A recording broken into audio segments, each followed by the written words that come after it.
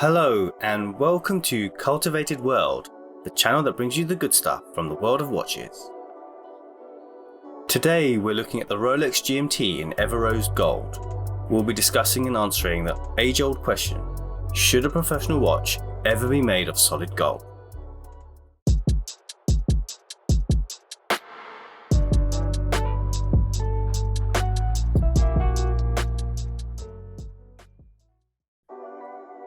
The Rolex GMT-Master 2 in rose gold, or Everose Gold as Rolex calls it, was first launched at Bezel in 2018. Released at the same time as the steel GMT with the red and blue bezel, it was somewhat overshadowed.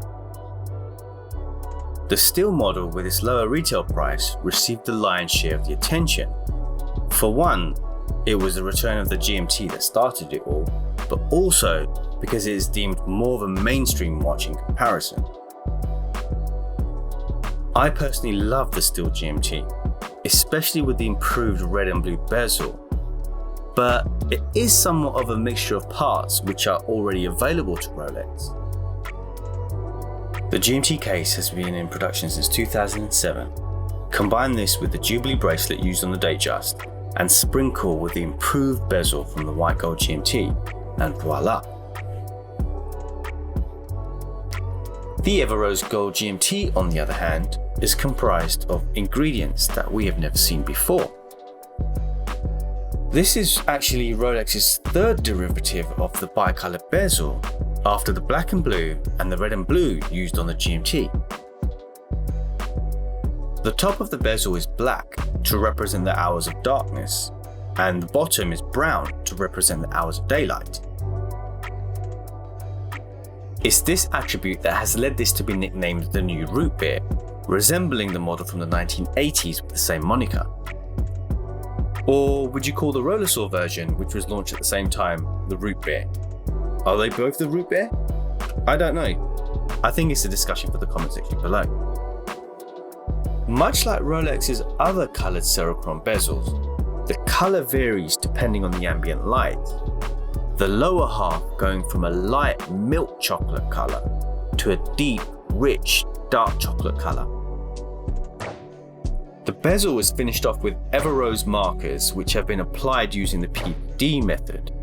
The top of the bezel is completely coated in Everose gold, which is then polished off, leaving the Everose deposits within the marker recesses. Now, let's talk about the teeny tiny minuscule point of the case and the bracelet being in Everose gold. I really hope you can sense the sarcasm in my voice. Rolex is the only watchmaker in the world that has its own gold foundry.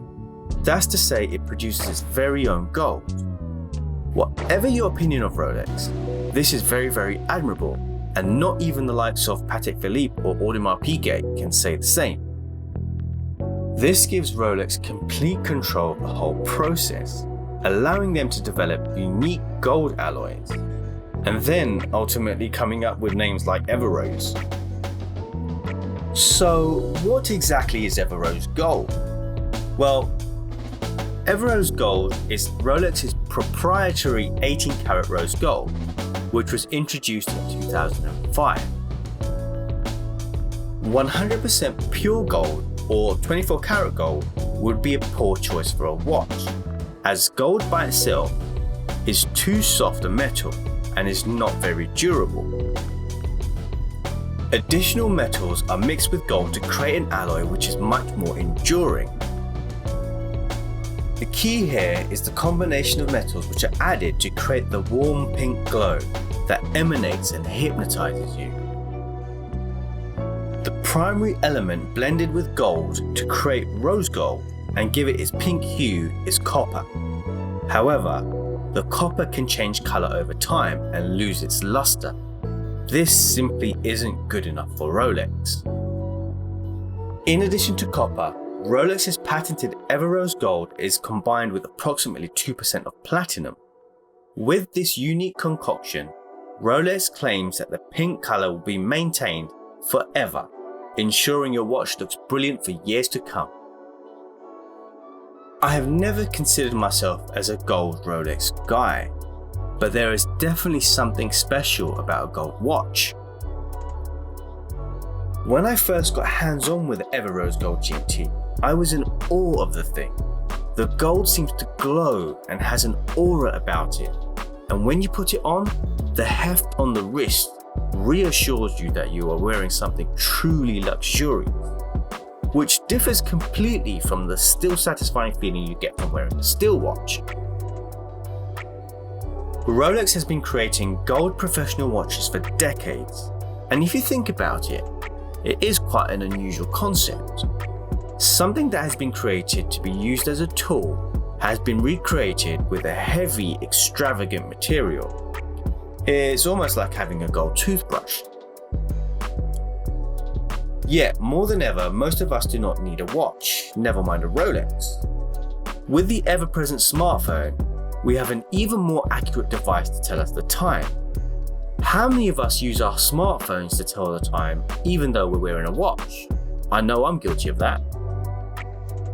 Let's face it, the luxury watch is a superfluous, unnecessary item. So what's the point? Well, we don't buy luxury goods with our heads, we buy them with our hearts.